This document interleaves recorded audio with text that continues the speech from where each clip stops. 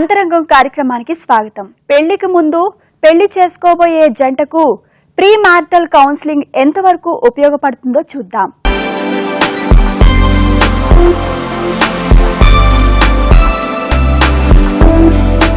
Doctor గారు, ఇద్దరు అభిప్రాయాలు కలిసిన తర్వాతే ఏ జంటైనా పెళ్లి చేసుకోవాలని నిర్ణయానికి వస్తారు.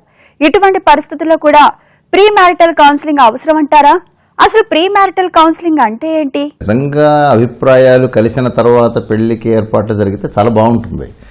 కానీ అవేమీ చూడట్లేదు. అభిప్రాయాలు చూడడం కదా ఇప్పుడు జరుగుతుంది. మనం అరేంజ్డ్ మ్యారేజెస్ వరకు చూసుకుంటే డబ్బు, ఆస్తి, ఉద్యోగం లేదా అందం, కులం ఇవి చూస్తున్నాం. వీటిని మించి ఇష్టాలు అసలు వాళ్ళిద్దరినీ పర్సనల్గా మాట్లాడుకునే అవకాశం ఎక్కడ ఇస్తున్నారు? ఇస్తే ఓకే, ఓ 10 నిమిషాలు మాట్లాడుకోండి. ఎవరిదోను వాళ్ళు ఇద్దరూ ప్రీ ప్లాన్డ్గా ప్రిపేర్డ్గా నువ్వేం చదువుకున్నావు, నువ్వేం చేయాలనుకుంటున్నావు, లేకపోతే ఉద్యోగం చేయాలనుకుంటున్నావా, ఉద్యోగం చేయకపోతే ఎట్లా, చేస్తే ఎట్లా అని ఏవో పడికట్టు పదాల్లాగా కొన్ని మాట్లాడేసుకొని ఓ 10 నిమిషాల్లో, పావు గంటలో, ఒక అరగంటలోనూ ముగించుకుంటున్నారు. ఫస్ట్ పాయింట్ అది. అంటే ఇద్దరి అభిప్రాయాలు ఒకటవ్వడం అనేది, ఇప్పుడు నా బాడీ మీద నేను ఆపరేషన్ చేసుకోలేను కదా నాన్న, అలాగే ఎవరి సమస్యను వాళ్ళు తీర్చుకోలేరు. ఇంకపోతే ప్రీ మ్యారిటల్ కౌన్సిలింగ్ అంటే ఏమిటి అని అడిగావు. ప్రీ మ్యారిటల్ ఈజ్ ఒకళ్ళనొకళ్ళు అర్థం చేసుకోవడానికి, ఇప్పుడు ఒక శాస్త్రీయబద్ధమైన పద్ధతిలో, అంటే ఎదుటి వ్యక్తి నుంచి వాళ్ళ ఇష్టాలు ఏమిటి అన్నది ఈ అమ్మాయి గ్రహించి, తన ఇష్టాలు ఏంటి అన్నది అవతల వ్యక్తికి వ్యక్తం చేయగలిగినప్పుడు, అంటే ఇద్దరు ఇష్టాలని పంచుకోగలిగినప్పుడు ముందుగానే దాదాపు అర్థమవుతాయి.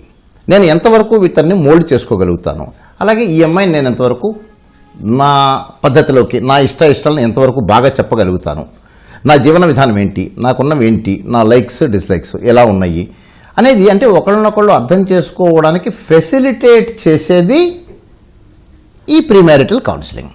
రెండు వేరు కుటుంబాల నుంచి వచ్చిన ఇద్దరు మనుషులు కలిసి జీవిస్తున్నప్పుడు వారి అభిప్రాయాల్లో తేడాలుండడం సాధారణమే కదా. మరి ప్రీ మ్యారిటల్ కౌన్సిలింగ్ కు హాజరయ్యే వ్యక్తులు అన్ని నిజాలే చెప్తారంటారా? నిజాలు వాళ్ళు నిజం చెప్తారా చెప్పరా అన్నది నాకు ఎప్పుడూ సమస్య కాలేదు. ఎందుకంటే నేను ఆస్ట్రేలియాలో చదువుకున్నాను. నా గురువులు, నాకు ఆస్ట్రేలియన్ నేషనల్ యూనివర్సిటీలో నా గురువులు నాకు నేర్పింది ఏంటంటే, a counsellor should be able to listen to the untold things. వాళ్ళు చెప్పే మాటలు ఎవరైనా వినగలరు, కానీ వాళ్ళు చెప్పని మాటలు వినటమే కౌన్సిలర్ వృత్తి.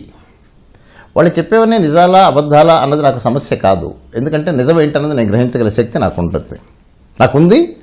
అండ్ ప్రతి కౌన్సిలర్కి కూడా ఉంటుంది.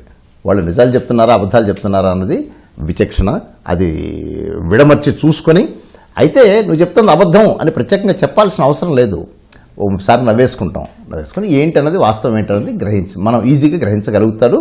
దట్ ఈస్ కౌన్సిలర్ యొక్క ప్రొఫెషనల్ స్కిల్. అది దాని గురించి ఎప్పుడు సమస్య రాదు నాన్న. చదువుకున్న కుటుంబాల్లో తప్ప మధ్యతరగతి కుటుంబాల్లో ప్రీ మ్యారిటల్ కౌన్సిలింగ్ గురించిన అవగాహన తక్కువగానే ఉంటుంది. కుటుంబ సభ్యులు కూడా కౌన్సిలింగ్ కు హాజరైతే ఎటువంటి ఉపయోగం ఉంటుంది? చదువుకున్న కుటుంబాల్లోనే చదువుకోవటం కరెక్ట్, అదే జరుగుతుంది ఇప్పుడు. మరి అందరిలోనూ లేదు, చదువుకున్న కుటుంబాల్లో కూడా ఇది ఇంకా సర్వసాధారణం కాలేదు. ఈ 8 ఏళ్లుగా నేను దాదాపు ఒక 4000 ప్రీ మ్యారిటల్ కౌన్సిలింగ్ కేసెస్ నేను హ్యాండిల్ చేశాను. ఇంకా అవగాహన పెంచాల్సిన అవసరం ఉంది. వీటి ద్వారా ఏమవుతుందంటే, ప్రీ మ్యారిటల్ కౌన్సిలింగ్ తీసుకుంటే, అంటే సమస్య పెళ్లి చేసుకున్న తర్వాత సమస్య వచ్చినప్పుడు మ్యారేజ్ కౌన్సిలర్ దగ్గరికి వెళ్దాము అని కాకుండా, సమస్య రాకుండా ఎంత జాగ్రత్త తీసుకోవచ్చు, సమస్య రాకుండానే జాగ్రత్త పడగలిగే అవకాశం ఉన్నప్పుడు అది చేయటం బెటర్ కదా. సమస్య వచ్చేదాకా వెయిట్ చేసి అప్పుడు వెళ్ళాలని చెప్పి ఎందుకు అనుకోవడం? సో సమస్య రాకుండా దీన్ని అవాయిడ్ చేయగలిగే అవకాశం తప్పకుండా ప్రీ మ్యారిటల్ కౌన్సిలింగ్లో ఉంటుంది. అభిరుచులు, అభిప్రాయాలు వేగంగా మారిపోతున్న ఈ రోజుల్లో ఒకరిపై ఒకరికి నమ్మకం ఉండడం సాధ్యమేనా? ఈ నమ్మకాన్ని పెంచే ట్రస్ట్, టైం, టచ్, టాక్ సూత్రం గురించి చెప్పండి. ఏ బంధానికైనా మూలం నమ్మకం. నమ్మకంలోంచే ప్రేమ అనేది పుడుతుంది, ఆశతో బ్రతుకుతుంది. ఇప్పుడు ఈ నమ్మకం అనేది తగ్గిపోతుంది. ఇందాక నువ్వు అడిగిన ప్రశ్నలోనే ఉంది. నేను, నా అభిప్రాయం, నా అభిమానము, నా నమ్మకం. ఓకే, నీ నమ్మకం గురించి మాట్లాడుతున్నావు, అవతల వాళ్ళకి ఎంత నమ్మకంగా నువ్వు ఉంటున్నావు అన్నది చెక్ చేసుకోవాలిగా. వేలు ఇటు చూపించడం కాకుండా ఇటు కూడా చూపించుకోవాలిగా. సో నమ్మకం అనేది మూలం. నమ్మకం లేకపోతే ఏ రిలేషన్షిప్ నిలబడదు, నమ్మకంలోంచే ప్రారంభం అవుతుంది.